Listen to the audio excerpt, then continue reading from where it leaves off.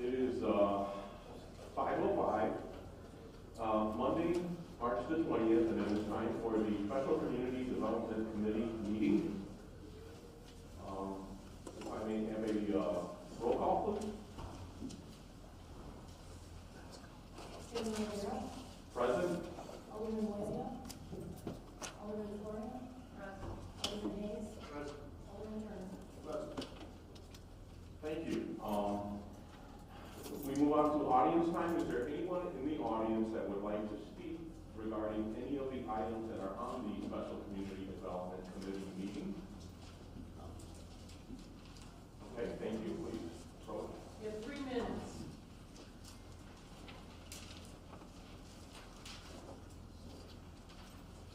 My name is Gary Reinhardt. I'm born and raised in Waukegan, 3 businesses downtown Waukegan for 35 years. I left all of you a list of these parking addresses. If you look on your map, on the map page here, everything that's within the yellow boundaries is on this list for the addresses. So when you look at the summary, there's 157 total address points, 101 apartments and suites. Most of these buildings are multi-use. When you go down, there's actually 162 total number of street parking spots within that yellow borderline.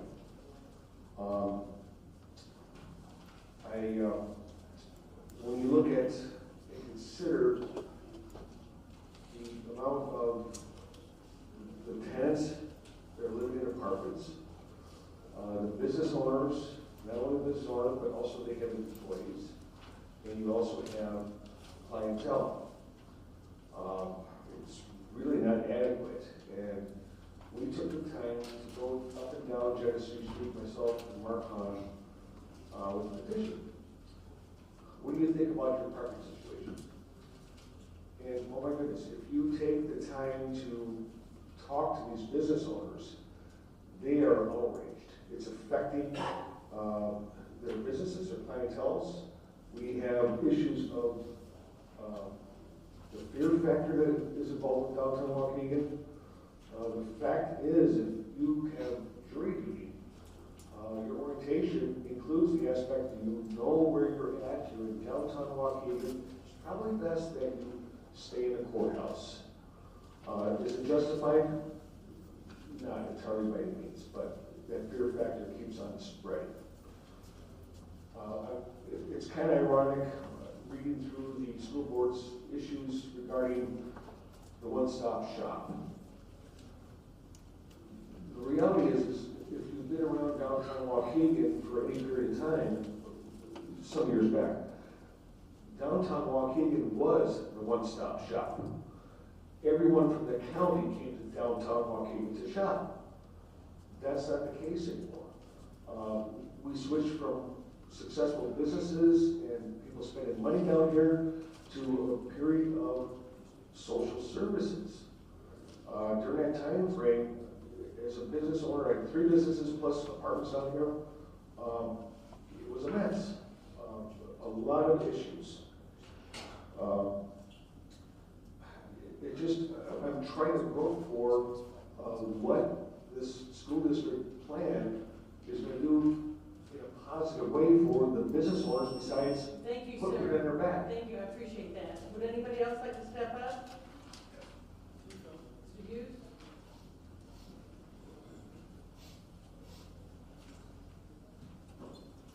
Good evening. Joseph Hughes. I also was born and raised in Waukegan, and here's voice opposition to the proposed Red Brown Center. I've been a downtown property ever since 1986. In 1986, there were still factories on the lakefront, 2 jewelry stores, several men's clothing stores, 4 banks. Shortly thereafter, factories closed along with the aforementioned retail stores. Here it had become downtrodden, and hate to mention prostitution has become rampant. I'm not saying that this is going to be prostitution. They were arresting the Giants back then, but it was a different environment as recent as 10 years ago downtown.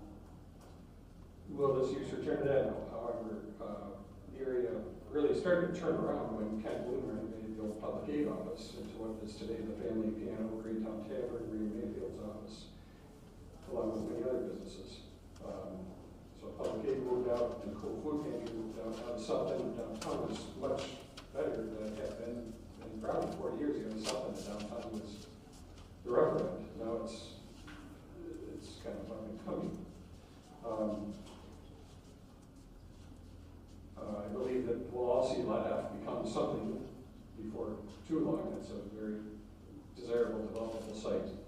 I wanted to say earlier, we're protective of our downtown area. I was just going to reiterate that. We are protective. And I would say I'm guilty of saying this is a not in my backyard scenario. I think it's much more than that, though. I don't think it's a good fit for the central business district. It has been indicated that the wraparound center's customers will be by appointment. I'm certain that there will likely be walk-in customers that didn't have an appointment, that would walk in to make an appointment. And in addition to the above, I know with any other developments, even in our building, I've been told from day one, if for any proposals that we wanted to put into our building, a parking plan needs to be part of any development. So I've been living with that reality. If we are to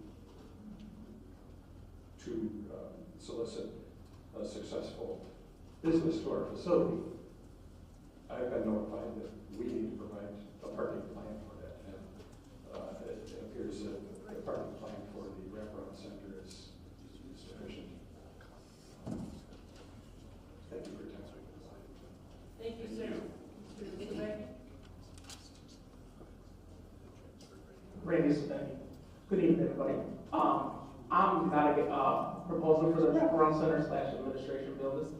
And there's a couple main reasons. Every time they had a presentation, it's always different to the community. I went to the school board meeting, they said this can be by appointment only and walk-in. But then when they presented here, they said it was just by appointment only. So it keeps changing. And one of the other things is, why do we need to remove our administration building? When we purchased this building 4 years ago, the wraparound center was never proposed for this building at all. And now all of a sudden, there's been a lot of backlash of how when they purchased this building, they didn't come to the community when they bought the building. They decided on it and then voted the same night. They didn't get the community's input on this building when they proposed this building. So the wraparound center was never part of this. And then they brought it in, so they try to get the administration building. And parking is a problem. You haven't even talked to your employees. You want to rent parking spots a block and a half to 2 blocks away, and your employees will have to walk to this place. And that's one of the biggest things. It's like, why do we keep putting more and more government agencies downtown? That doesn't even meet the city's plans for an entertainment district downtown Waukegan. That's what the city's plans are in their strategic plan. And that doesn't even coincide with the districts. We have a lot of these services already in the city of Waukegan. We just don't utilize them. The school district does not push 211. We sat here, was it 2 years ago? And the presentation on 211. But the school district doesn't even know it. You talk to a lot of residents in the school district, they don't even know about 211. And that's the thing. It's like, how many more services do we need to keep putting down here? And these resources are available. Why aren't we reaching out? And if it's so important about the wraparound center, why are we putting it on the lower level? If it's for the community. It should be up, and we're only delegating 5 rooms down there for the wraparound center. So how many people are they going to be able to help in a day? These are the questions that need to be asked. And so I'm asking you guys to either vote no or hold it over until after the elections, as we will have alternate seated up here, and there's be possibly new school board seated.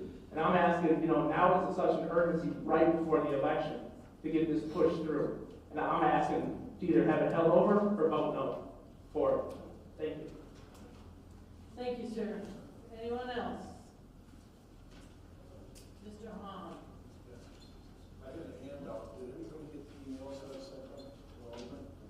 Everybody's nodding? Okay, I like it. You give it to him, we'll pass it down.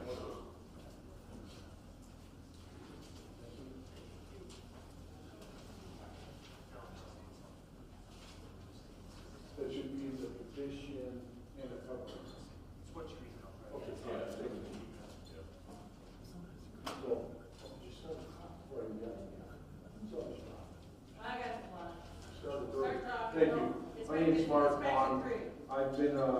downtown as a property owner and manager for the last 40 years.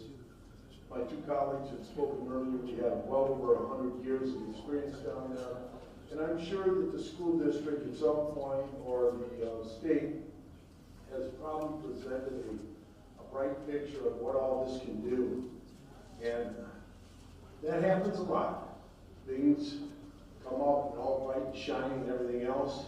But when you go down there on the street and you talk to the businesses and the people that live there and the people that work there, they have a little different story. And that story goes like this. How's your parking? I asked, and Gary asked. Not too good. 100%. 100%. We walked from the bridge, Greentown, to Clayton, off of Genesee Street, Washington Street, and Madison Street. Hit as many businesses as was open. Only 2 didn't sign the petition. They didn't feel comfortable. They weren't the owner, they weren't the top manager, so, you know, that's fine. But I'm telling you, it's unanimous. And when you hear from what happens down where you're going to put this, it's a cry for, we're just trying to get by. We're trying to survive. And that's a pretty strong plea. And a couple of questions I can throw in is, the school district says they're moving Lincoln Center and the Welcome Center over here to 214, claiming 100 employees are going to come into the building. 100 employees, 100 cars, maybe only 95 ride share, whatever. The school district at Lincoln Center parks at least 10 vans or cars that they use for day-to-day operation. The Welcome Center, I'm not sure what their numbers are coming over here, but what's their daily walk-in? Does anybody know? Because if you don't, you could be bringing a lot more people than what you really think are going to come in here. And, you know, one meeting from the superintendent to to the principals, you got 23, 24 people coming up there once, like that same time, leaving at the same time. And I know that's needed, and I know that happens. Where will those meetings be, and how big are their walk-in numbers? Now, let's talk about the wraparound center. It's a new concept. It's a great concept for a lot of the amenities that they bring. The mental health picture, the free lawyers for juveniles in trouble legally. But I gotta ask you, who's it available to? My understanding, reading what's going on in the other town that has it, I can't think of it right now. You have to be a citizen. You have to be a citizen. Who does that include in Illinois? Anybody in Zion, North Chicago, Gurnee, Libertyville, etc. Thank you very much. Anyone else? Mr. Sylvanus?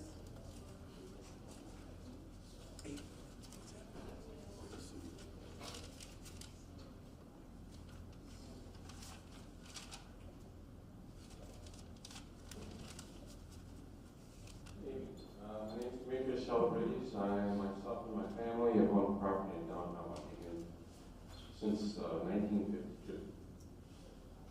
Parking has been an issue, and it's going to be a bigger issue. Since the city sold the parking garage to CLC, it's just been deplorable. We used to use 20 to 30 spaces on an average basis, to the point where we couldn't expand our business any more than we were. And we were forced to sell our properties and move out to North Point Business District. So the problem that I have has always been parking. It's insanity. We have never addressed it. Recently I've spoken with the mayor, George, Mr. Kelly. It's nothing is improved. To that point, so the next issue I want to discuss is the wraparound. I think the model is based on Peoria. It's an interesting model. I don't have a lot of knowledge on it, but I understand that the Peoria model is not within the business district. And this is within our commercial business district, which is in proximity to everything else that is hoping to be improved. That's soon to be proved. location. And you're not really encouraging improvements for financial investments. When you start having nowhere to park and people that are going to be populating the area, and just too much foot traffic. So I just don't understand the need for this in this location. I'm sure there's other locations that just benefit from that models, but I'm not sure it should be in this area that's close to professional people, the lawyers, the people walking down from the train station to get to the courthouses. So I think it's distraction more than anything else. So thank you very much. I agree with the gentleman before that said we should have probably voted no or waited until the election. So thank you. Thank you, sir. Okay, mic's open. Ms. Mayfield?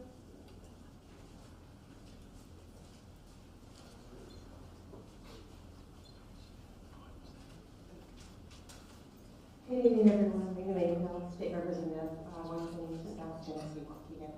I heard part of the conversation as I was coming in, and I am here to speak in favor of the wraparound center. I'm not sure what the issue is with the parking. Only time I see the parking garage is full is when the Genesee Theater is having an event. Other than that, the parking lots are empty. There are several parking lots downtown Waukegan that are empty daily. So I'm not understanding what the issue is with the parking. I say we utilize what's down here. You know, if it's an issue of cost, then negotiate with the school district for those empty lots. But I don't think we have the seriousness of the issue that the parking that I keep hearing over and over. In regard to the Welcome Center, the wraparound center, this is something good for our community.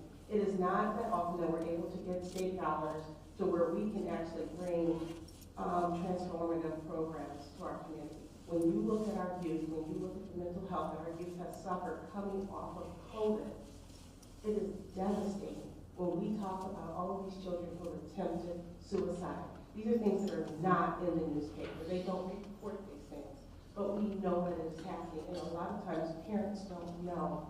This time last year, I received a call from a resident of Waukegan who was in crisis. Her daughter had attempted to commit suicide, and she did not know who to call or where to go.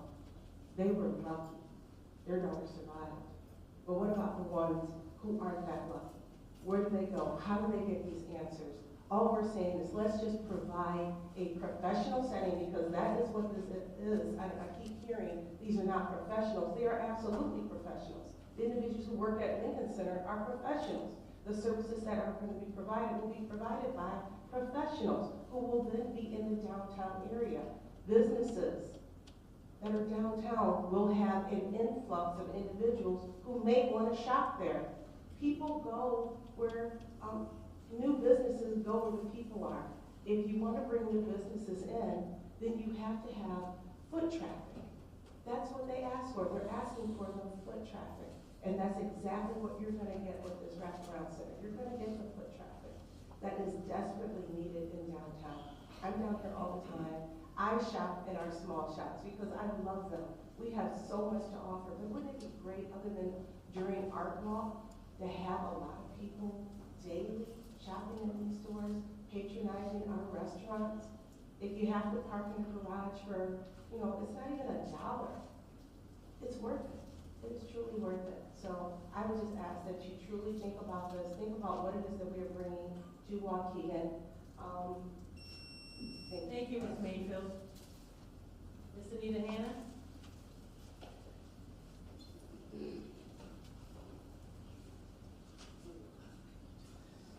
Hi. I wasn't going to talk, but you know what? I've been opposed to this entire project from the beginning. I did not vote for the money to be used, the $700,000 that came from the education fund for to purchase this building, and I'm not in favor of the proposal now, which I'm not real sure of all of the aspects, because it's in bits and pieces that we get it, okay? So it's nothing cohesive, okay, that has been brought so that you could see everything all together. As far as the wraparound center, I'm not really in opposition to a wraparound center. However, there can be another location for it.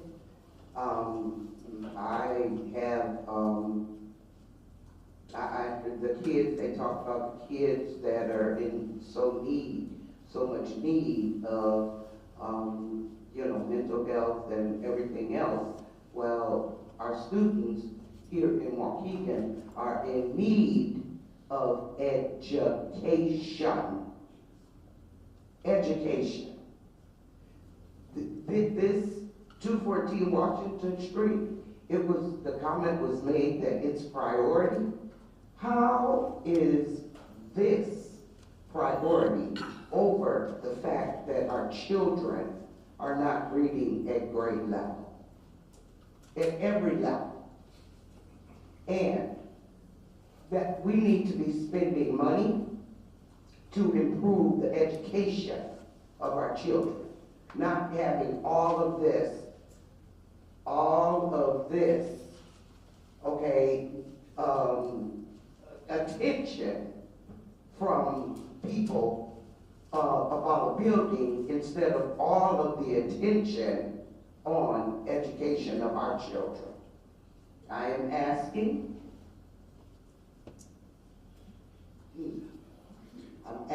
that you all vote no for this or hold it over until the election is over.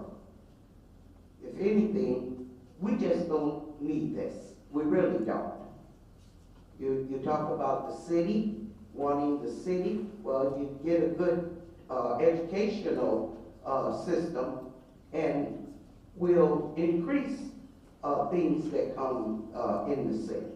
So we need education. Thank you, Ms. Hannah. Anyone else? Can you speak twice? Nope. Excuse me, I don't want to speak as an audience member, but I would like to hear from the alderman of the downtown district if Mr. Kirkwood would. How about if I close out the audience time? The audience is done? Okay, go ahead, sir. Thank you. I'm just asking, you don't have to, I'd be curious if he had anything, because he's not on the committee, so.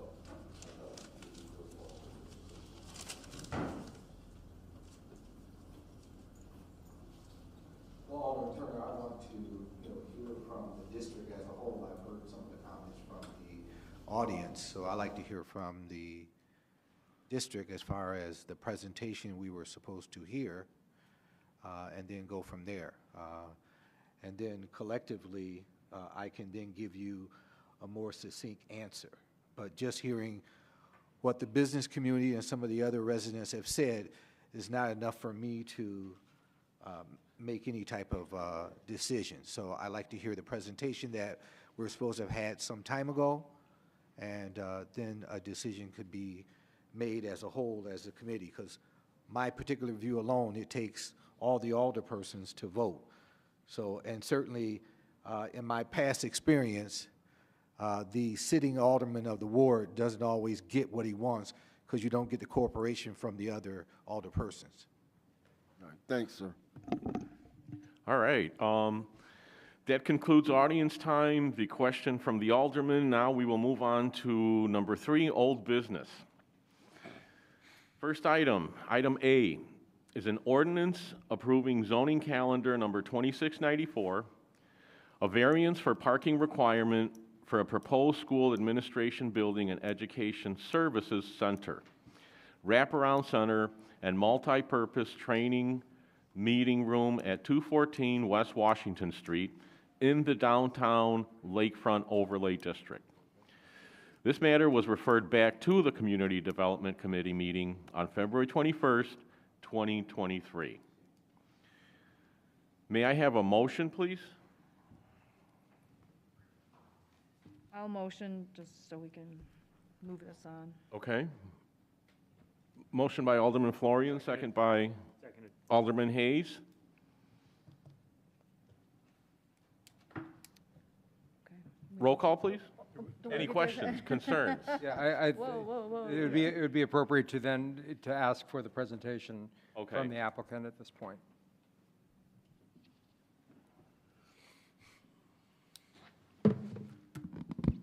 Good evening, council members, Madam Clerk, and everybody in attendance this evening. My name is Nick Aladzakis. I'm the Director of Communications and Chief of Staff with the school district. And I'm going to get us started this evening by running us through a presentation that we have prepared for you. And after that, we're going to obviously have some of our staff members available to answer questions. So we want to begin. Today, we're going to be talking about, obviously, our property at 214 Washington Street. And 214 Washington Street is part of our Transitions to Support Student Access Plan. That's something that we unveiled last spring, which what it does, it's kind of reimagining how we're using some of our buildings by utilizing the space at 214 Washington Street. We're going to really touch on the two main components at 214, which is going to be our Waukegan Educational Services Center and the Wraparound Center. But beyond that, there's other things like our Professional Learning Center, which is going to be like a professional development site at the current site of our Welcome Center, moving students back into the parts of the Lincoln Center for our Best Center, and utilizing it for JROTC, and then our AOEC relocation, and then a JROTC Academy, potentially at the current AOEC location. So, but we're going to start with the Educational Services Center, if Mr. Bronner can kind of drive us a little bit. So the Educational Service Center, it's going to be a parent and visitor-friendly building. Tim, if you can go down just a bit, please. Frozen? Okay, we are getting there.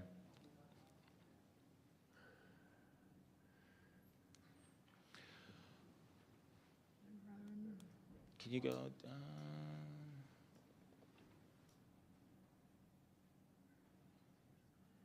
So while they get the technology working, a lot of this information was presented last spring. Some of it is new, some of it has changed based upon conversations with city staff. Some of it is been changed just as far to being good neighbors and creating a space that we think is going to best be utilized down there.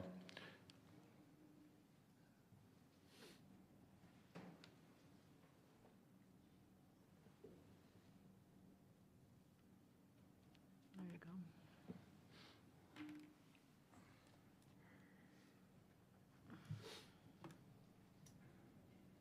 Okay, thank you. So some of the things we want to talk about with the Educational Service Center. So we think this building downtown has capabilities to do a couple things. One, we like the central location there in Waukegan. We think there's going to be some increased space there to help serve our families because a lot of the Lincoln Center services and some from the Welcome Center will be moving there. There's going to be some office space where information can be shared and discussed confidentially, comfortably. It's going to be more that 21st century work environments and offices.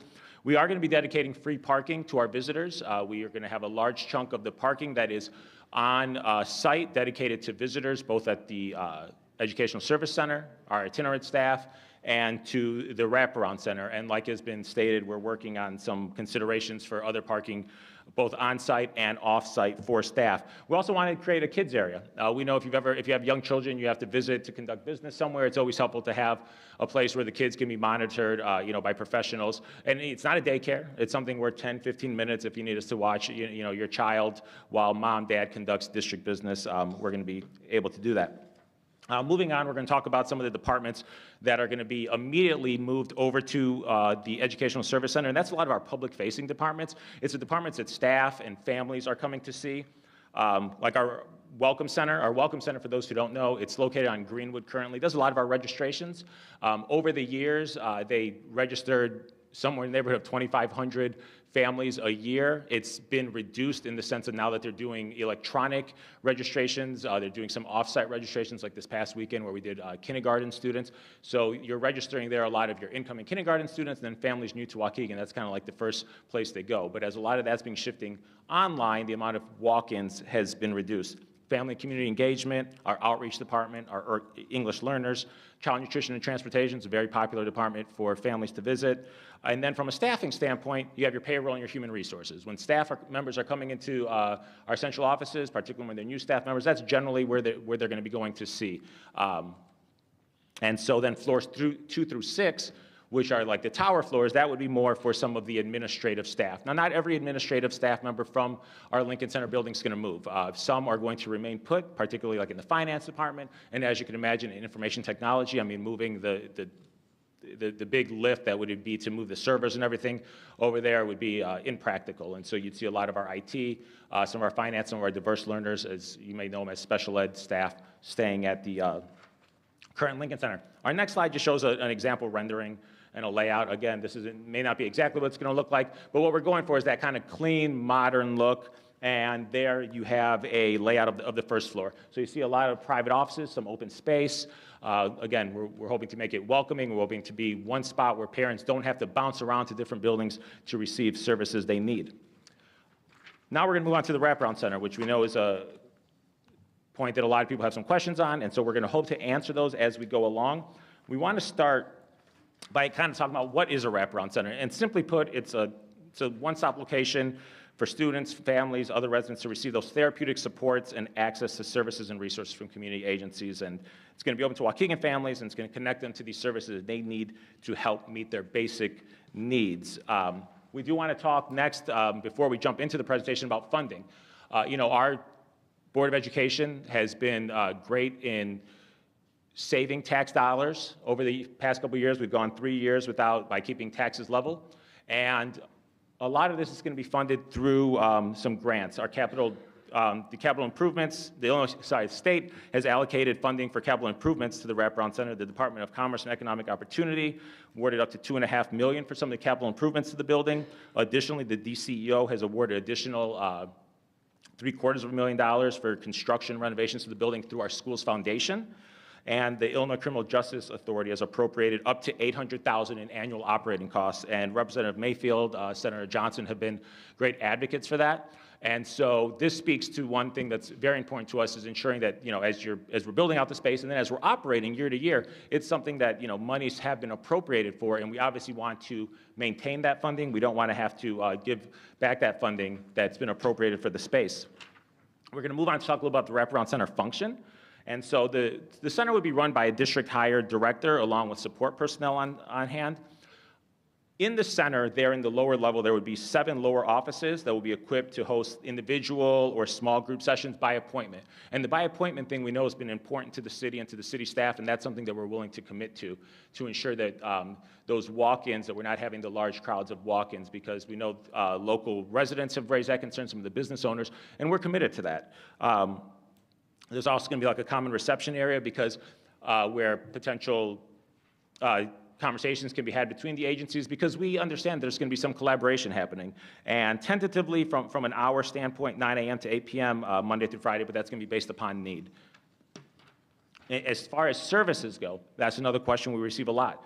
So it's important to talk about this to understand how the services are going to be selected. And so the director, along with a committee of stakeholders, is going to conduct a needs assessment. They'll be advertised in the center, and they're going to develop an evaluation tool to determine what agencies are most appropriate for the center. And it's going to be objective. It's going to be based upon priority needs. Some potential services are on the screen there. Now, these aren't necessarily the services we're going to see, but you may see violent prevention, social-emotional support, mental health supports, housing, victim advocate services, substance abuse, legal assistance, juvenile justice specialists. And we're not ready, and we can't commit to any of these, and that's because of the next slide, talking a little bit more about the needs assessment. Now, going back to the needs assessment, this committee is going to work with the community, and we really hope that there's a representative from the city, whether it's from the council, whether it's from the mayor's office, that can sit on this committee and be a good partner with us as we engage the community in this assessment. So we want to examine what are the basic needs our community has.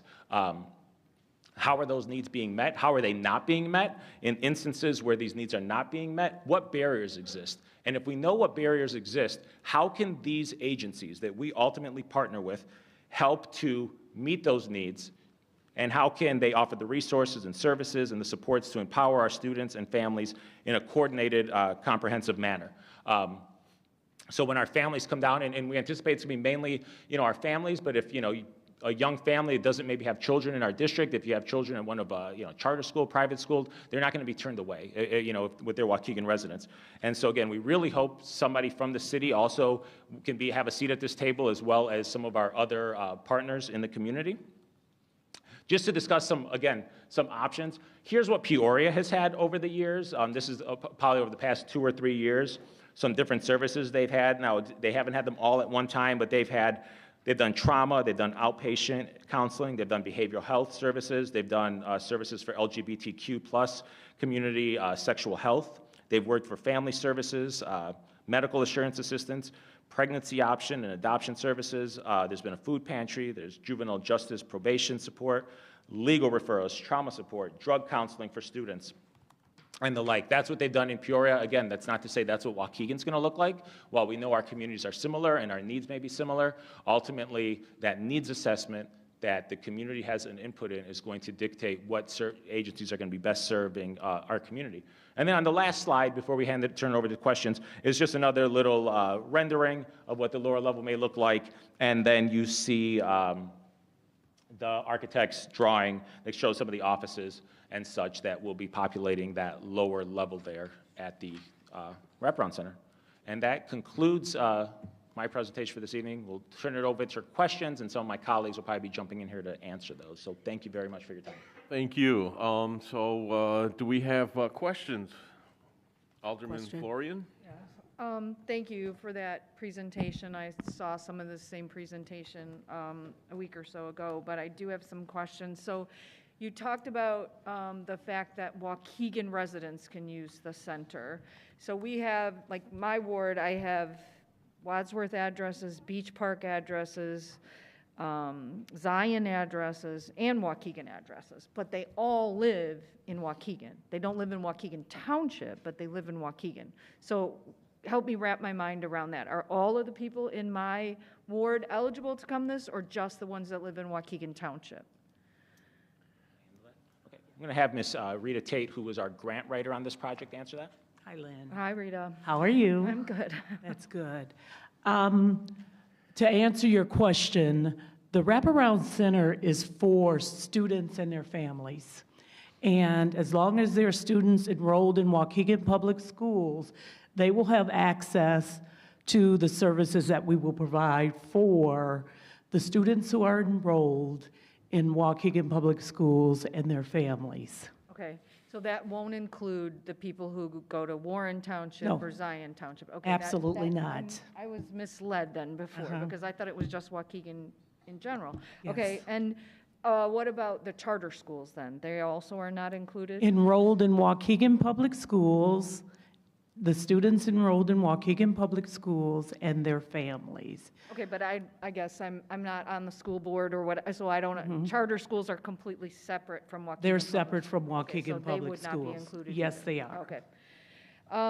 And I'm not clear, is the wraparound center just the lower level, or is it both the first and lower level? The Wraparound Center is the first and lower level. Okay. And let me just share with you, because earlier it was indicated that we put the people in the lower level.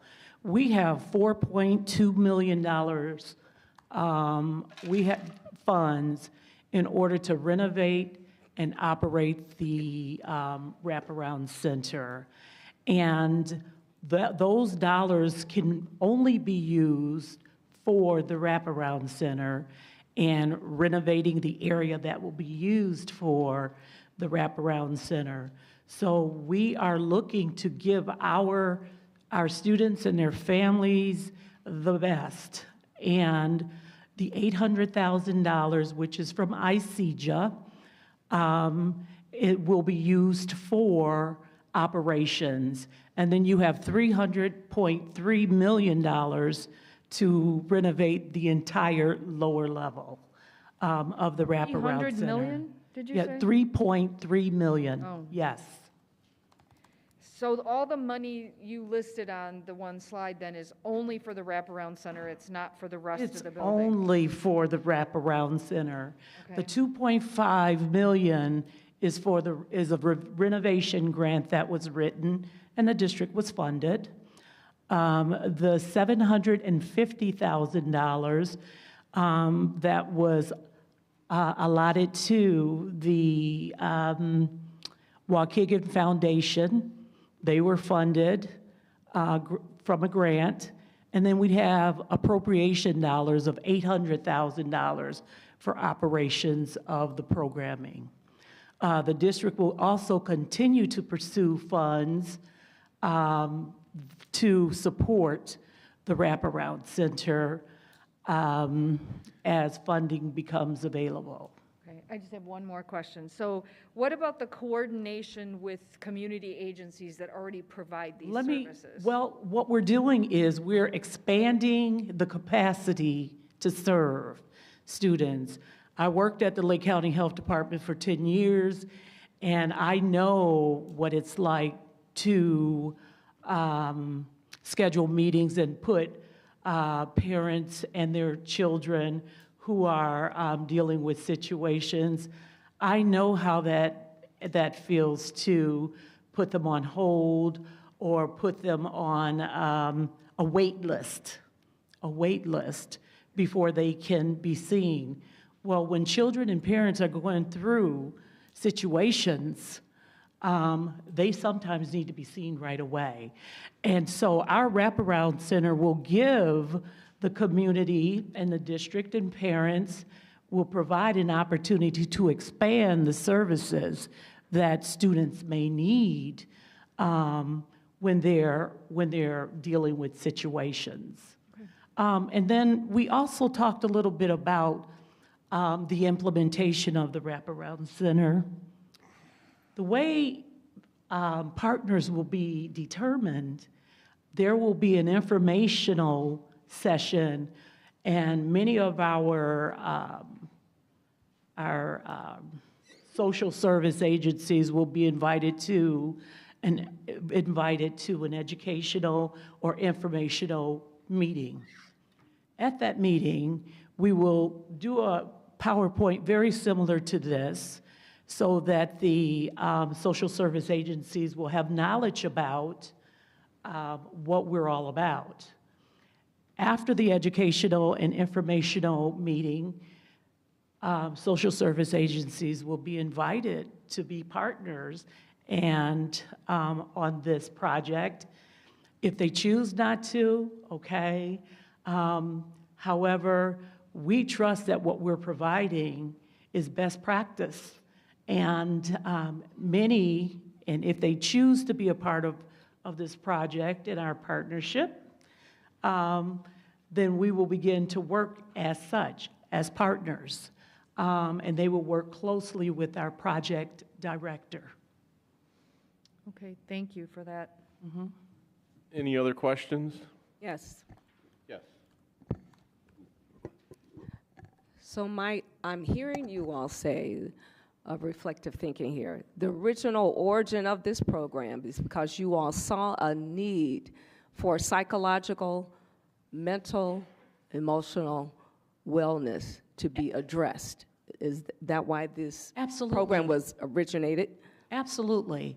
First of all, let me just say, if this project is approved tonight, there will be only 3 wraparound center across the state of Illinois. One is in Peoria, the other's in St. Louis, the far end of Illinois, and then the third one, if we're funded, will be here in the Waukegan area. Students' academic performance and their mental capacity goes hand in hand. You can't separate the two. If a student does not have a well-balanced behavior, then they're going to go to school and academics is going to completely miss what the district is providing them as education. So I heard someone come here and say, we need to focus on education. Well, we're focusing on the whole child, not just a piece of the child. And the wraparound center gives us the opportunity to do that. And I agree that, yeah, you can't really learn unless if you got other issues and these barriers are Absolutely. not addressed. Absolutely. So in reference to the comments and concerns in reference to parking, can you give a response for that? I'm here for the wraparound center. Go ahead. I'm here for the wraparound center. I'm the grant writer, and I know that proposal inside out. I would be, Mr. Moulton will come to you and share information with you about the parking. Is there any more questions about the wraparound center? Alderman Kirkwood? No, my question is regarding parking and some Okay. other issues that does not pertain Alderman to Newsom? this estate. Okay, so question for you. Thank you for the presentation.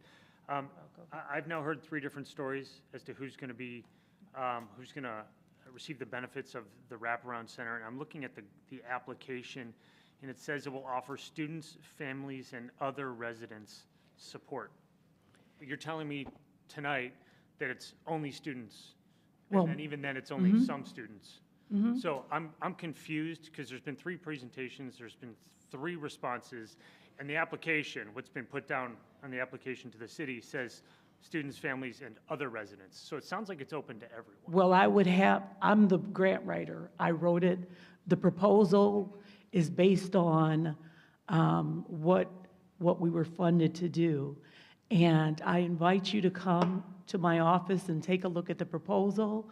And the proposal clearly says the wraparound center is for students and their family members. So I'm not sure what you've heard in the past, but as the grant writer, we are being funded for the proposal that was submitted.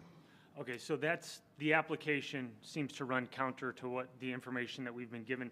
And I think generally speaking, maybe you could address this, or maybe it's best suited for somebody else. But it seems like the information is so vague. You're asking the city council to make a decision about a site plan and services that are going to be offered, but we don't actually know who's going to be there, what services are going to be offered. We don't know anything about it. And I can point you to the part of the presentation that says the director of the Wraparound Center, along with community stakeholders, will conduct a community needs assessment, advertise the center, and develop an evaluation tool to determine the most appropriate agencies for the center. So that sounds like there's no real plan in place, and we don't even, as a city council, we don't even know what agencies you're considering putting in there. But I will just flag something for you. It seems like part of the building is going to be used to support students and their families. But as to the other residents, we're talking violence prevention services, mental health support, substance abuse counseling. If the violence, the mental health, and the substance abuse are not related to a student, but they're related to other residents, I would have safety concerns about students and student services being provided in a building, but violence, mental health, and substance abuse issues from other residents in the community, which we can all agree that services are needed to support those individuals, but it doesn't seem like they should be in the same building as programs for students and their families. Let me explain to you how grants are written. Grants are general. You don't want to pigeonhole yourself. Again, we use the term needs assessment, and you must do a needs assessment to tailor your program to the constituents that you're serving. Or else, if you don't do it that way, basically what you're saying is what you have. So once we've identified, after the informational meetings that we have, once we've identified our partners, then that needs assessment, as it's written in the proposal, must take place so that we can tailor a program that's going to meet the needs of our students and our family members and their family members. So I get the position you're in. The position we're in as city council members is that people demand that we make decisions based on specifics, and we have to know exactly what it is we're approving. And if you don't know exactly what's going to be in there, it's hard for us to approve based on a representation that there's going to be a needs-based assessment. And that's one of my biggest concerns. We can certainly talk about parking, but with the exact services that are going to be offered there, if we can't even pinpoint what those services are going to look like, that's a huge red flag for me. Another big red flag that maybe you could address is, when this was initially pitched, I envisioned this open space. You walk in, there's maybe it's different desks with all sorts of information and flyers and people that could direct you to where those services might be found in the city. I pictured a modern and clean design of all of it being information. It was not to conduct any sort of services or assessments or counseling on site. And then we look at the proposed floor plan, and it's siloed off offices. I mean, there's one front desk when you walk in, which is pretty standard, but then it's just offices and various kind of small spaces. So again, privacy is important, confidentiality is important for these types of services, but this is not the informational center that was presented to us several weeks ago. So again, I'm seeing a pattern of conflict in the information that's being presented to the city council, and it really causes me to question exactly what the plan is, what it's going to look like, how it's going to be developed, and what exactly we're approving. So again, you could speak to it, or somebody else can speak to it, but for me, those are some of my bigger concerns, and I'm not even touching on the parking and the business community's concerns. I'm not really quite sure how details you're looking for, but we have talked about mental health, counseling. We've also talked about various services in our slide, the training and the staff that we will and the social service agencies we will partner with. Sure. So we have an idea of who it is we will serve and the type of services that we will provide. And again, it has to be based on the needs of the community. There are mental health services already being provided in the community though, right? And you'd be looking to then bring them in-house? Like, yeah, I used to work for Lake County Health Department, mental health for 10 years. So yes, there are services being provided, but we're extending the capacity to serve so that students and their family members are not having to be placed on a wait list. And if I could add to that, I also worked in mental health and all those additional fields, and it's so true. They have to go on waiting lists, and sometimes even up to a year just to find a therapist, just to get services.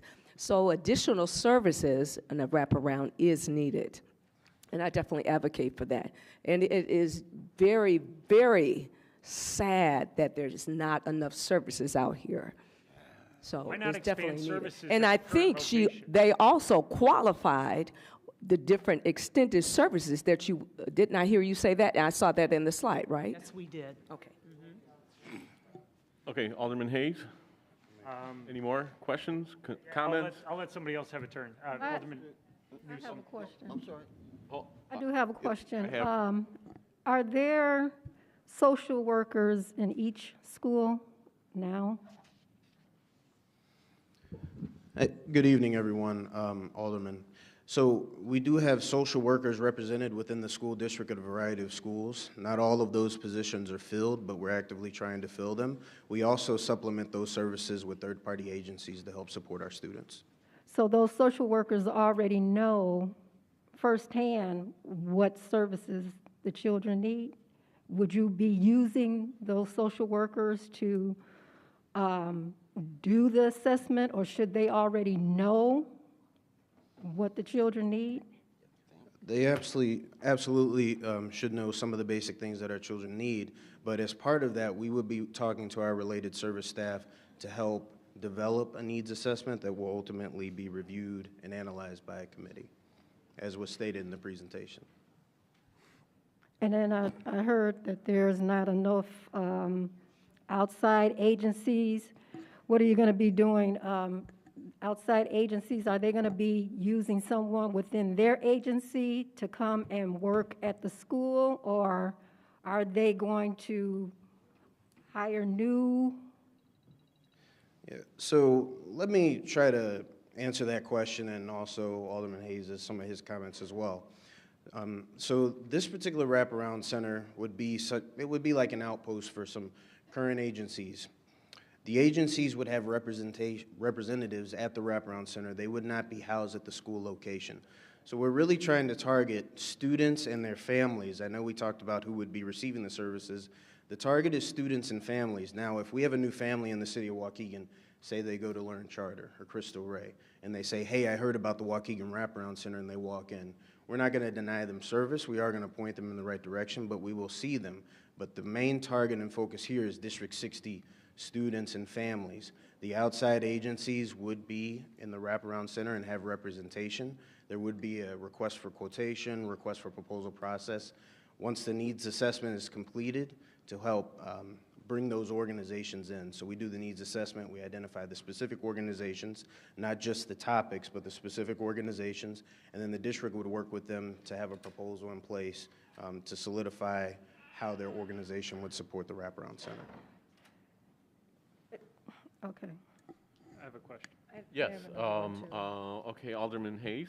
This is about funding. I think it's terrific that Representative Mayfield was able to procure $4 million in funding. That's great.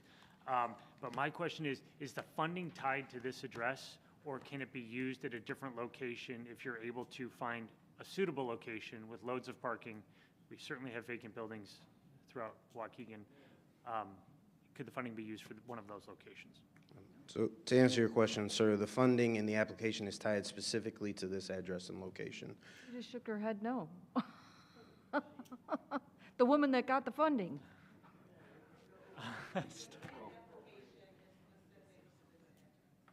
But the money's not.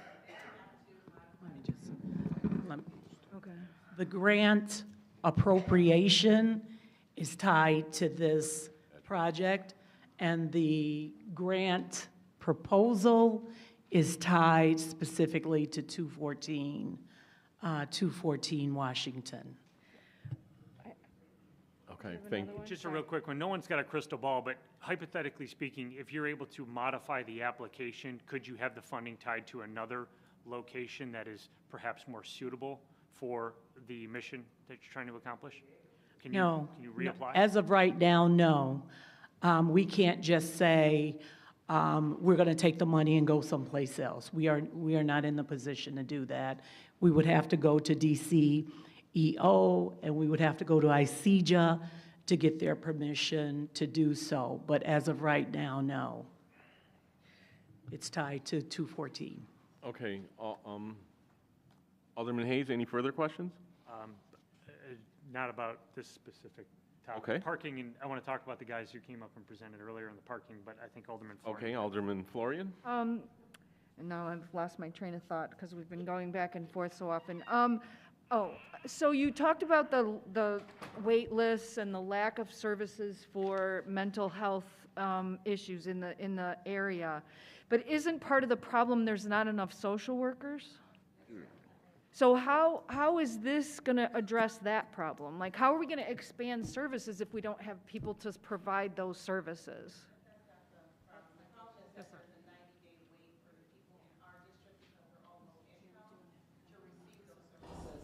Children that are in Libertyville, that are Lake Forest, they can get into a doctor immediately.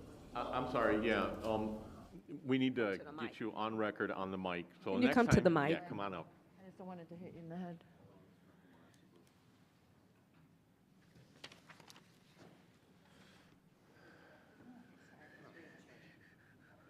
I'm sorry. When we talk about a shortage of social workers, if you were to put a social worker inside of the wraparound center, it would address the need. The issue right now is that because we are low, most of our individuals in our district are low income, we are 100% free and reduced lunch, which means that they go through the county. If you call the county, it is a 30 to 90-day wait for those type of services because you are low income. However, other school districts that have these services, in their schools because, the higher tax base and everything else, they're able to get assistance right away. Our children do not. The mother who I referenced earlier, she was not able to get those services. They, her failed suicide attempt, they put the daughter out of the hospital the next day, told her to call the health department, and she could not get an appointment. But why? Why does the health department have a long wait list? Isn't it because they Because the don't have health enough departments- people No. to provide those services? The health department does not have a wide range of people. However, if you look at the social service organizations that we're looking to partner with, such as CYN, which is in Grace Lake, they would actually come here, and we could have an on-site. We have 4 in the school right now that the state is currently funding for. I was able to help with the funding for that. However, to be able to put them out, they're in the high school, but that doesn't address our middle school, and it doesn't address our elementary. Okay. And there's also a very different requirement for a social worker to be a social worker within a school and operate within the school setting versus an outside social worker that works for an agency. That certification is different. And so social workers across the nation is a high need area. And yes, there are many vacancies across our nation, and that is why we need to partner with outside agencies to provide these services to our children. But you just told me that the qualifications are different, but you're going to be able to use outside agencies for this? In a wraparound center, yes, So the because rules they're are not different there? because they're not a teacher, they're not part of the union, they don't need a state certification like a teacher needs a license to be a teacher. A social worker that works in a school setting needs a license to operate as a social worker in a school setting.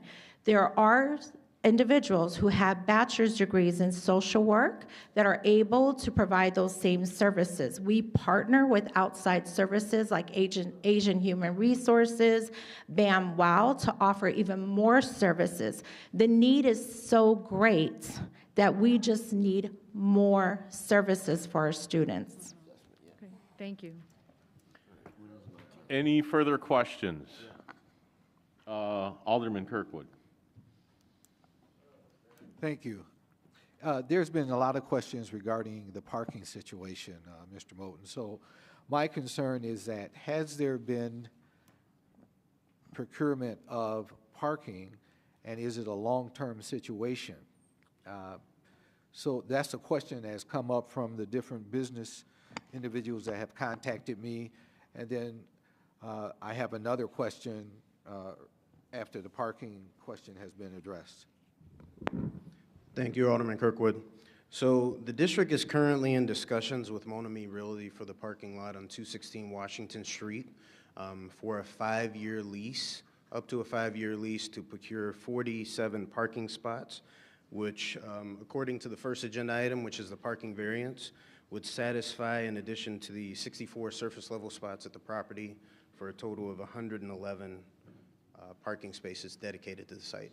And as Mr. Alajakis mentioned earlier during the presentation, we would be looking for visitors of the wraparound center, as well as our visiting parents and some of our itinerant staff to have dedicated parking at the site itself to prevent a backlog and long lines, and then reserve parking spots at the leased property 1 block north.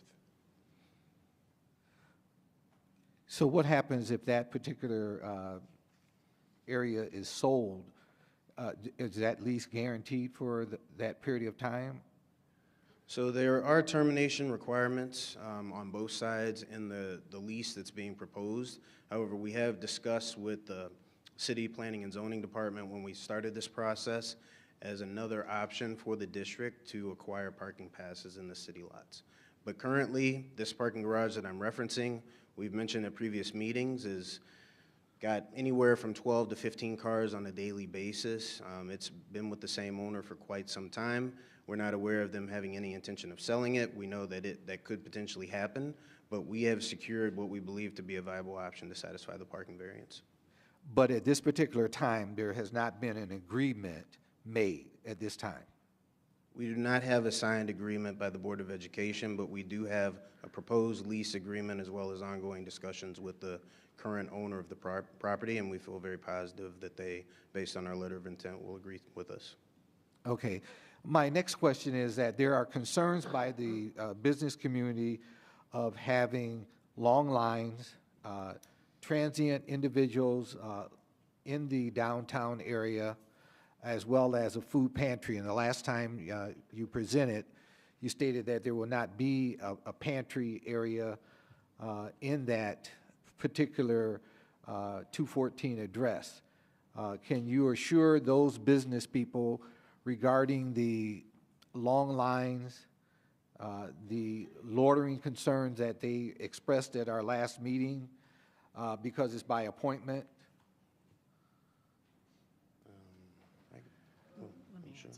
So I'm going to have Ms. Tate assist me with this, but just to address the long lines, one of the conditions of the permit application was that we are appointment-based. Originally, and it was stated earlier during audience time, we did state appointments as well as walk-in, but as a condition, as we've gone through this process, appointment-based is what's been requested, and that's what we would like to honor to help avoid the long lines, along with dedicated assigned parking spots for regular staff off-site of the property.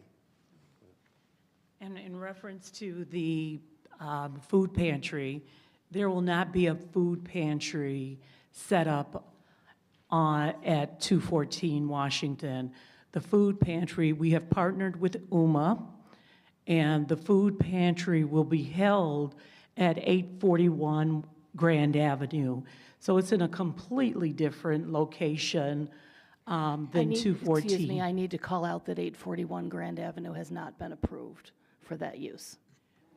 Well, the point that I'm making is that it's done at 214 Washington, and then we're working with UMA to establish a location other than 214 Washington. Wow. My turn?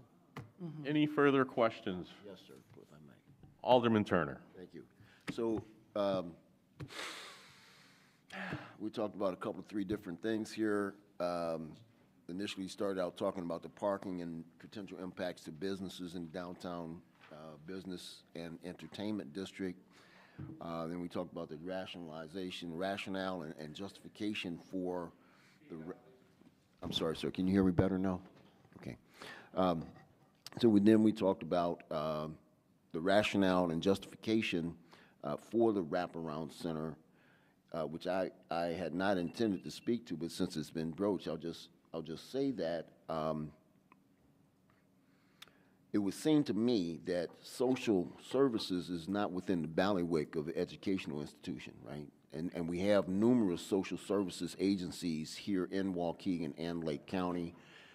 And it would kind of be like, you know, if you had the Health and Human Services Department providing, you know, they came and say, hey, we want to provide K through 12 education too, right? So that's not what they do. Social services is not what the school district does, but that's that.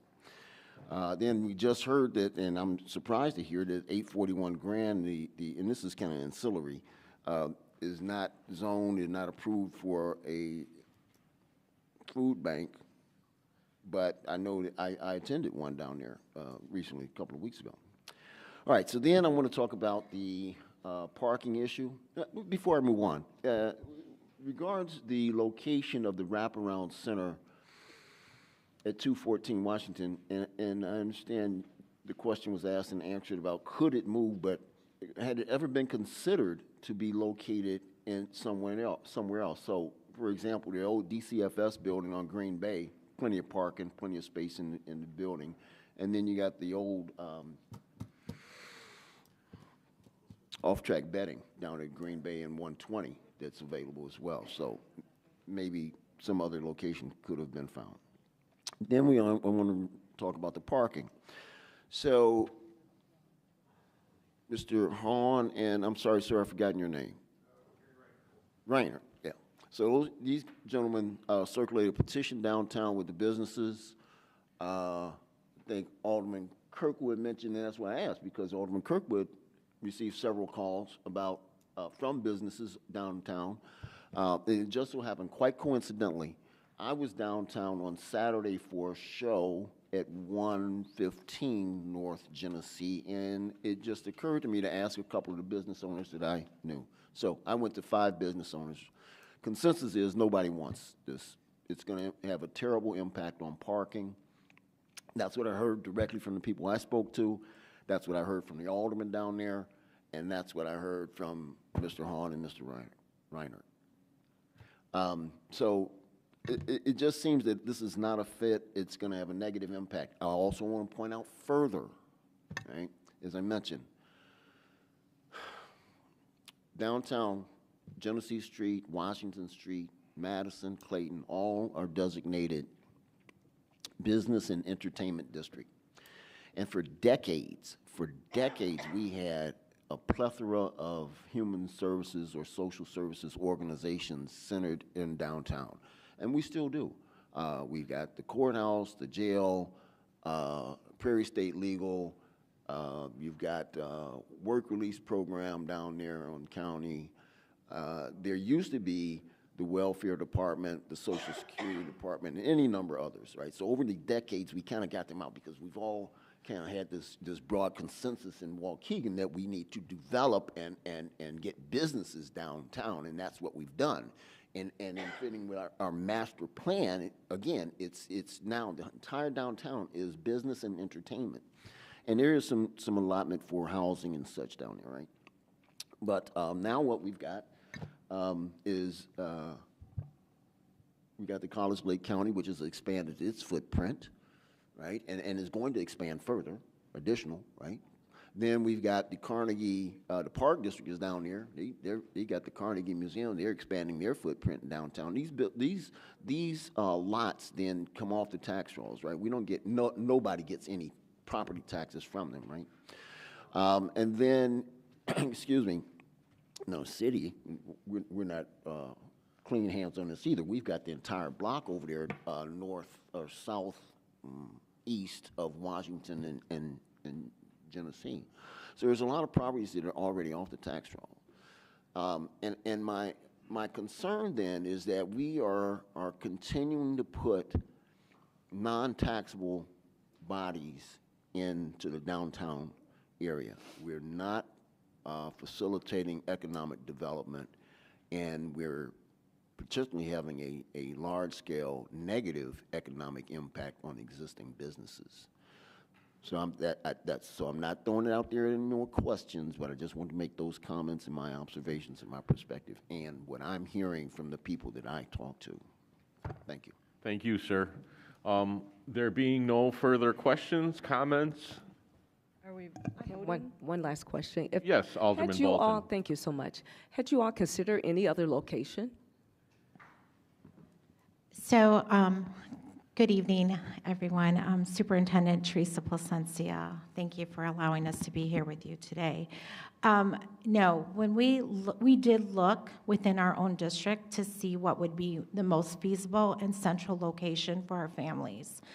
Of course, the 214, which we had already purchased and is already off the tax rolls, seemed the most viable prospect, being that it was centrally located for our families. If you look across our nation, when you look at school districts, especially of large cities, and I'm going to call Waukegan a large city, you notice that those services are centrally located in a downtown area. And the rationale for that is that it is more accessible for the people of the community. What I'm going to address is that I know everyone up here wants a better community. And that is why you serve in the positions that you're serving in now, with your heart and your soul. The greatest commodity that we have as a people of Waukegan, speaking as a resident, speaking as a mother of a child that attends Waukegan Public Schools, is our children. If we want a better Waukegan, we have to provide the services our children need. Education has transformed from when I went to school, from when Nick went to school and he's younger than me, from my child, how he was 3 years ago to today. Social services is our job. Meeting the kids where they are is all of our jobs. If we want a better community, it is no longer just reading, math, and science. These kids are struggling with poverty, suicidal thoughts, one-parent families, no-parent families, homelessness, gangs, pregnancy, generational curses that they face every day. It is our responsibility as leaders of this community to have the vision and the innovation as our representative Rita Mayfield, had for the community that she loves so dearly, to go out to find funding in the millions to support what she sees every day. We talk about homelessness. You drive down the streets of Waukegan. I don't want that to be one of our students. So if our greatest commodity is people, we have to capture them young. And that is the only way we are going to change Waukegan. Do we have our challenges? Yes, we do. Every community has challenges. But until we start thinking outside of the box, not having personal agendas, really saying that we love our community and we put our community first, and those are our kids, then we have to commit to that. We have to own that. And I implore you today, this is not about an individual. This is not about Teresa Placencia, the superintendent. It is not about Brandon Ewing, our board president. It is not even about Representative Mayfield. It is about the 16,000 students that live in your community that attend Waukegan Public Schools. It is about their parents, their grandparents, and their kids to come. We all know what the right thing to do is here. You know it in your heart. Traffic, parking, those are semantics. They're real, they're issues, but we work through those.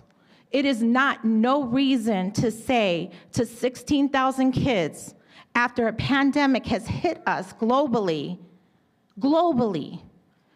and in our district harder than most, that they do not need these services, because they do. And I know there's some educators on this board. I know people have worked in social services. I know people volunteer their time. You see it every day. You see the need. Our kids need this. My son needs this. Your children, your grandchildren, if we are going to live here for generations and generations and generations, we cannot do the same thing. I know change is hard, but Albert Einstein said it best. Doing the same thing over and over again is what? Insanity. So I hope and I implore that you can see the vision that we have laid out before you. Yes, there are some details that are not worked out. I will admit that. Why? Because it's a new idea, it's a vision. Somebody had a vision for Lake County College there. When I drove up this morning, I said, what a beautiful building. I am proud of that. Because somebody had a vision. Someone took a chance. We have to take a chance. We have to have a vision. No, we may not know every specific detail. To be honest, if I was up there, I'd be a little afraid if you did, because that lacks community input. And the assessment is supposed to be for the community, their need, not our need, not my need, not no one's need, but what is needed, and the assessment will be done. I have beside me, I have not brought her to the board yet, so the board will have to approve her appointment, but Ms. Bridget Dotson will be nominated or put forward as the superintendent recommendation as the director of the Wraparound Center. There is no one more passionate, more qualified, understands the social work business than her. And she can lead, along with our board and my support and all of us gathering around us, we can have a better Waukegan tomorrow than we do today. It just takes vision, it takes us coming together, and it takes us being uncomfortable for a moment to be comfortable. You want to stop violence? You want the crime to decrease? You want people to come back home and work in our communities and be the next mayors, the superintendent, and teachers? then let's open the door for them to come back. Let's support them and build the bridge to them. And that's what this wraparound center is about. So why can't you do referrals? I mean, all of these agencies already exist, right? And last year was the year before we had this huge presentation and we embraced the 211 system put forth by United Way. We have all of these agencies exist. They're already providing services throughout our community.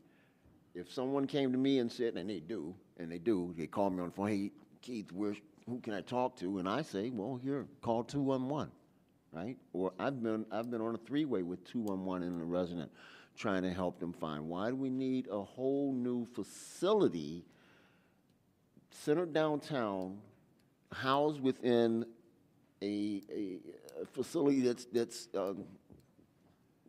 nominally specific to the educational environment, right?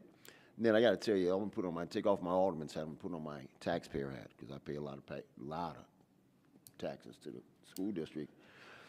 And my concern there as a taxpayer is the outcome in your educational efforts, right?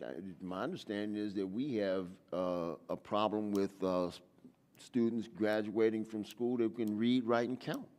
And your focus and priority seems to be on providing services that other agencies, that's their business to provide these services, right? They got all these agencies, that's what they do. That's their mission statement. Now you come in here and you tell me your mission statement, which is about education, but you're going to do provision social services. So, if I may. Yes, please. Speak to a couple of points and really echo what the superintendent stated. I'm sorry, may we have your name, please? Yes, I was going to do that too. I'm Bridget Dodson. Currently, I'm the district coordinator of social work for Waukegan Schools, have been so since July of 2015. I want to first speak to the needs assessment, and then there was a question or comments about the school social workers. As Superintendent Placencia spoke, school social workers, that's an entirely different credentialing. We're even limited, and I have that credential as well as a licensed clinical social worker. I've been in public service over half my life. My life has been dedicated to serving people, pouring into people so that they rise to beyond the basic need that we often talk about and go into that self-determination, that self-actualization. So the output of that are assets to our communities and to our cities. As far as the needs assessment goes, the needs assessment, the whole wraparound services, let's talk about the wraparound services, separate from the center where the services are going to be located, it's a strengths-based model. So we need a needs assessment to involve, as we say in education, multidisciplinary teams. This would be a multidisciplinary effort to where there's communities, civic, legislative. These entities will come together, coordinated efforts to find out what our city's needs. The worst thing you can do, and I know this from experience of being a licensed clinical social worker, a substance abuse counselor, the list goes on, is to tell someone what they need, to tell someone what their problem is. So that's a strengths-based perspective, is I meet you where you are, and I find out what your needs and your challenges are, and we build around that. So the needs assessment would really be invoking, whether it's clergy, law enforcement, civic leaders, and on district representatives and stakeholders as well, to sit down and let's hear. And I did hear someone say, well, would the school social workers have input? Absolutely, and I can guarantee you that because I'm the administrator for that department. And they definitely have a pulse of what our students and families are struggling with, but there's something beyond that, and that's going out into the community and bringing us together to determine what are our, say, basic 5 pillars of need. And from that assessment, and there is an actual tool that would help us, and it's called RapStar. You can feel free to look, and that would guide the work. So from that information of these coordinated efforts, these transparent and reciprocated conversations, then we go to the partners. So if we're talking about juvenile justice, and then there's one pillar. If we're talking about mental health, and let's talk about education. Students are not ready to learn or receptive to instruction. I don't care what kind of curriculum you purchase, how many credentials the teachers have. If the students are not socially, emotionally ready to learn, they're not going to learn. And so again, and then if they have parents or their environments, I heard someone speak about the whole child. This is absolutely about the whole child. Social work links to home, community, and school. If you go on our district website, that's the mission that I ensured that was put there. And so this is an opportunity to link the home. So it might not be the student that is struggling, but if the parent is struggling, or the parent, or the guardian, or the grandparents are struggling, that pours down into the child. So here's an opportunity with these wraparound services to meet those needs in a full, comprehensive manner. And more importantly, that I would advocate for the wraparound services is that it is a coordinated effort. Being a social worker, now being the coordinator of social work, I do understand that sometimes we're not lacking for resources, but what we are lacking in is the coordination of efforts. So if I can have 5 social workers in 5 different schools, and they can have siblings of of one family. And this one is not telling that one what they're doing, and so we're missing opportunity. We have gaps in our services. Wraparound services, this center would remove that barrier so that it is a coordinated professional effort. I heard about professionalism, transits. That's not what we're talking about. But what we are asking is that you pour into your people so that they are assets and so that they can come into that self-determination and actualization to be strong citizens, to be able to invest in their community. But first, there are a significant number of individuals in this city and many like that need to be given a chance. There's this opportunity that we have to think progressively. Like the superintendent just said, we can keep doing the same thing and complain about it, and they say that's the definition of insanity. But here we're at a moment where Representative Mayfield has secured this funding to pour into and to be progressive in our thinking and to do something different. It's like turn that pillow over, and when you're sleeping, something, we need a change there, and we're tossing and turning, we flip the pillow over to the cool side, as I like to say. And then we go back to sleep.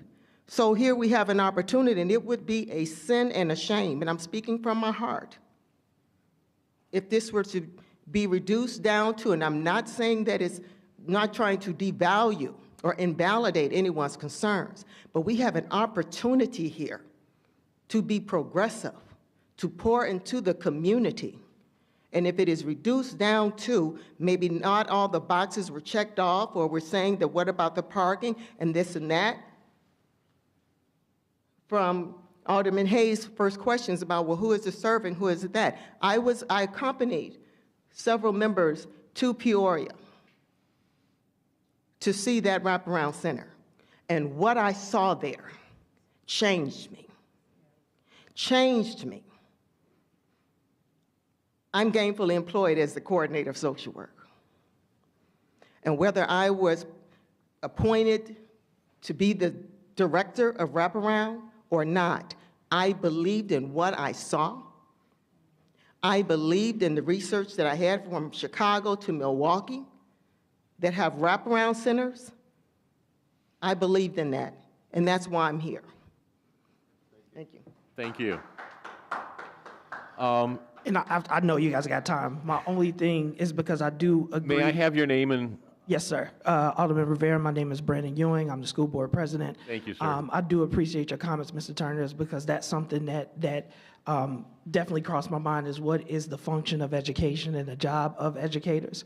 What we realized during the pandemic is that we were the ones who were feeding our kids. We were the ones who were making sure that our kids had access to health care. That was what the government has turned education into. When we talk about these services existing, I have to ask how many times, and not facetiously, is because it's something that I have to do to check my privilege.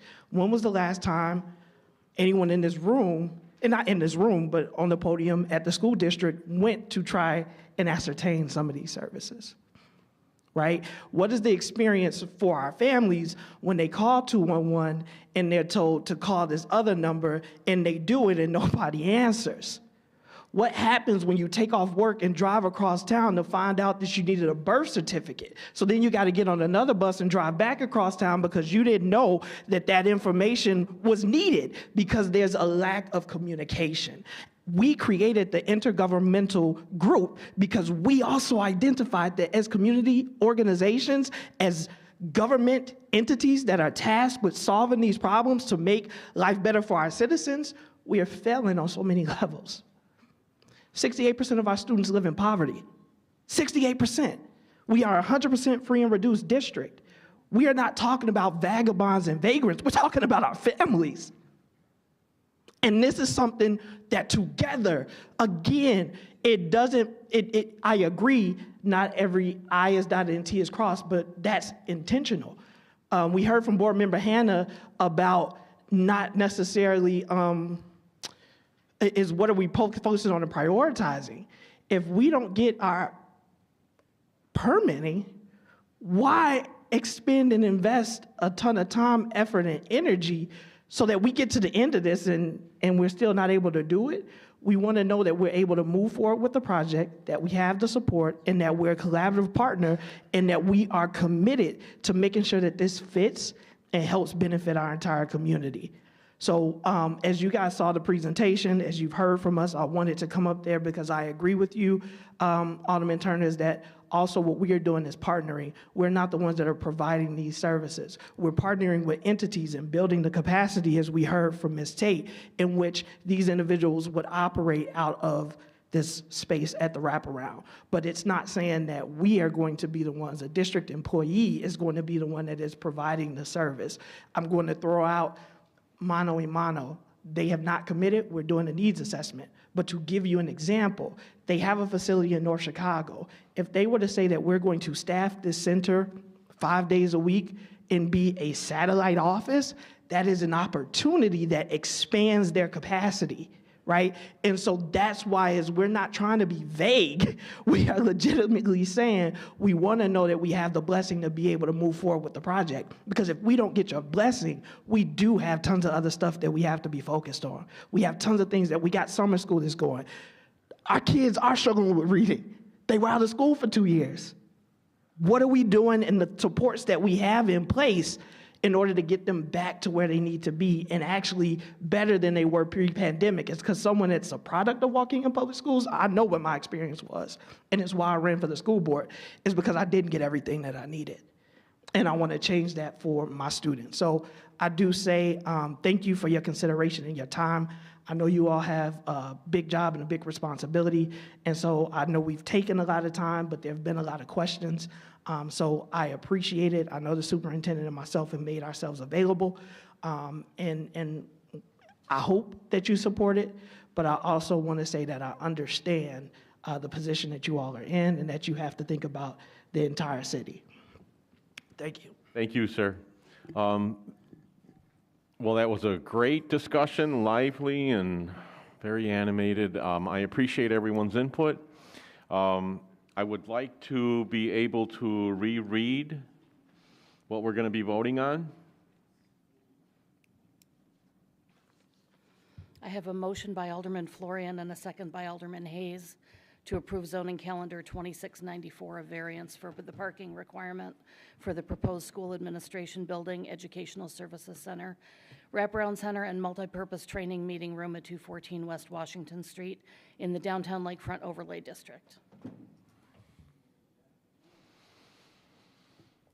Okay, are we ready for a roll call, please? Alderman Turner. No. Alderman Florian. I am 100% in favor of this facility. I just think this is the wrong place to put it. I have to vote no. Alderman Hayes. For the same reasons Alderman Florian stated, my vote is no as well. Chairman Rivera. I would like to vote yes, so we can move this on to the council and have a full vote. Whether you vote yes or no, it will go, it is on the council's agenda tonight. Perfect. All right. So if you vote no, or, well, it appears that based on the votes preceding, this will simply go up with a negative recommendation from the committee. Okay. Do you want to keep that? I'm going to keep my vote as a yes. Thank you.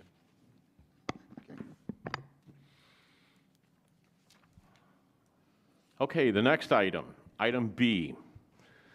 This is an ordinance approving zoning calendar 2695, a conditional use permit for a proposed school administration building / education services center, wraparound center, and multi-purpose training meeting room at 214 West Washington Street in the downtown lakefront overlay district. This matter was referred back to the Community Development Committee meeting on February 21st, 2023. May I have a motion, please? I'll make the motion so we can vote. Alderman Florian makes the motion. A second? Seconded. Second by Alderman Hayes. Question? Any questions? Yes, sir. Ms. Kisher-Leopard, could you explain for me in the audience what an overlay district is and what that means and how it impacts? Just talk about the overlay district. Certainly. As a follow-up to our master plan for the downtown and lakefront, and as part of the design guidelines that were approved a couple of years later and have since been readopted as part of our comprehensive land use plan, including the most recent comprehensive land use plan. There is an overlay district for the redevelopment area in the downtown and lakefront, and any development project 10,000 square feet or larger in size has to go through the conditional use permit process regardless of the use and whether it's otherwise a permitted use in the district. And with that master plan, what is this district? What's within what is specified within the master plan for this district downtown? As you spoke about earlier, primarily entertainment, retail, commercial, with residential above the ground floor. Thank you. You're welcome. I just want to point out that we personally didn't have anything to do with the school buying this building, though. They bought this building intending to put their administration in there originally, then the process changed along the way, but people think we choose where things go. We didn't choose this, they chose this, and are now coming to us to go through this process. So I just want to clarify that it wasn't us that said, oh, we think the school should buy this building, and, you know, not that I'm saying it was a bad idea to begin with, but it wasn't, as you said, it wasn't like we took away this tax and economic development and took it off the tax rolls. This is a choice the school made, so the school district, I should say. Okay, any further comments or questions? Roll call, please. Alderman Turner? No. Alderman Florian? No. Alderman Hayes? No. Chairman Rivera? I would like to vote yes, just to move this along. All right. That concludes our old business. New business.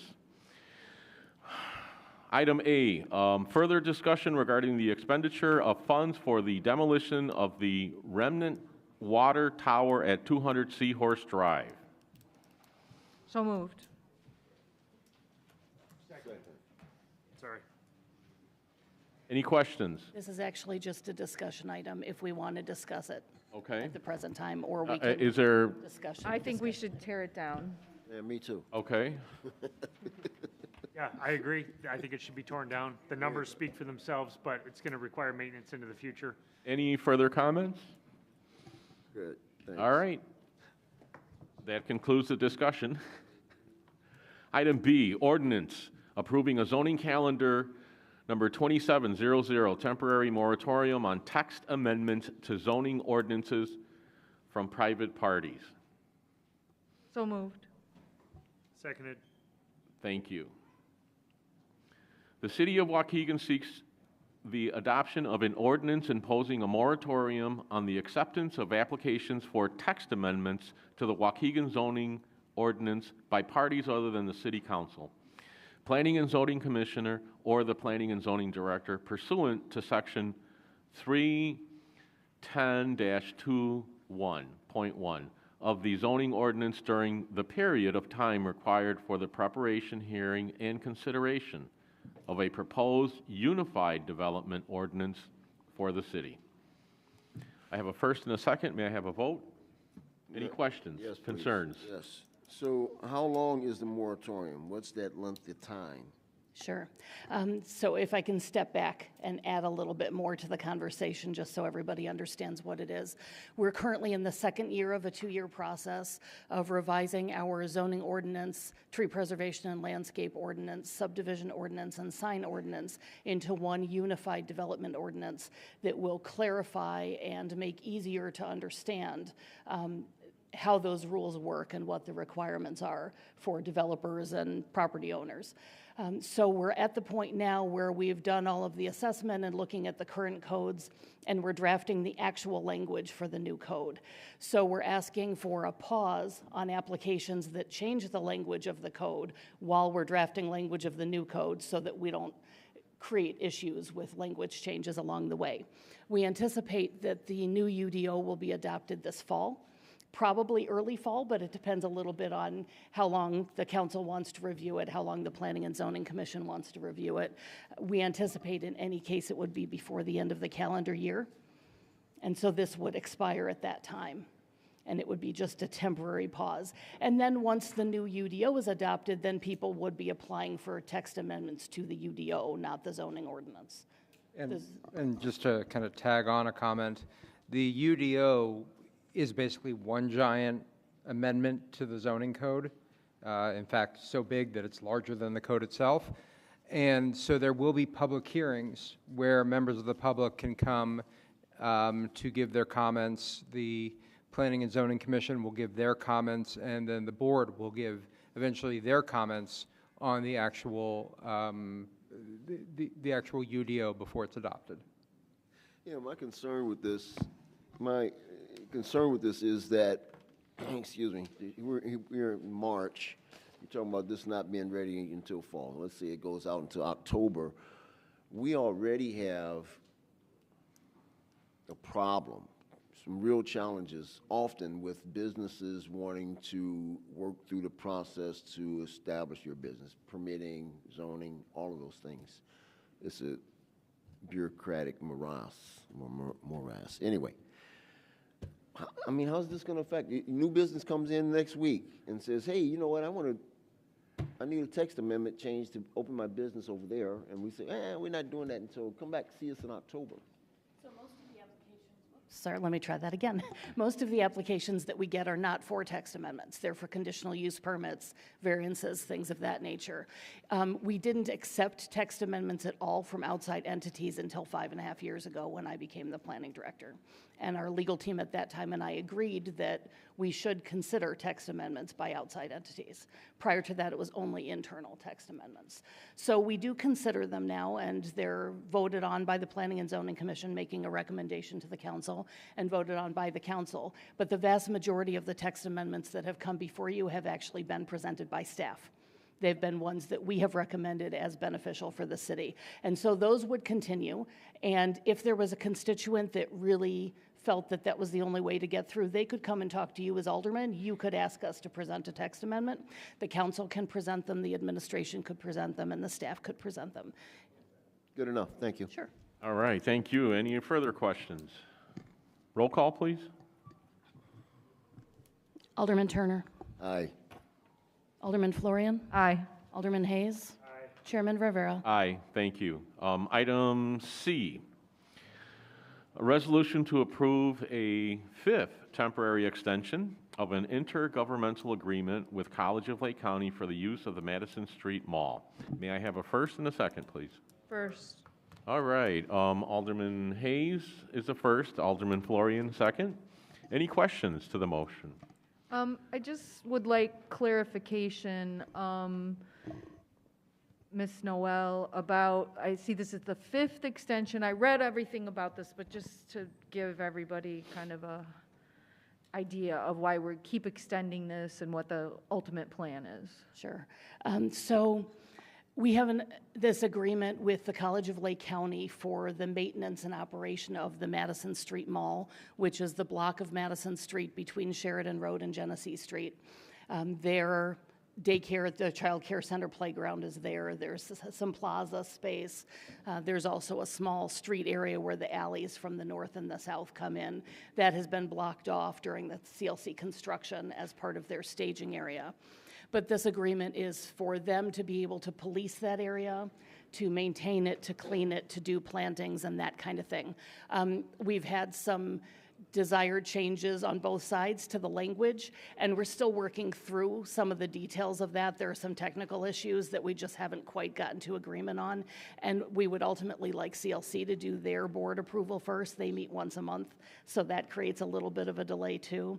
So I don't believe that it will take the 6 months that we're asking for, but we're trying to not have to come again. We didn't think we'd come again for this one, but we're getting much closer. Thank you. Each time. Just wanted that out there in the public. Yes. All right, may I have a roll call, please? Alderman Turner. Aye. Alderman Florian. Aye.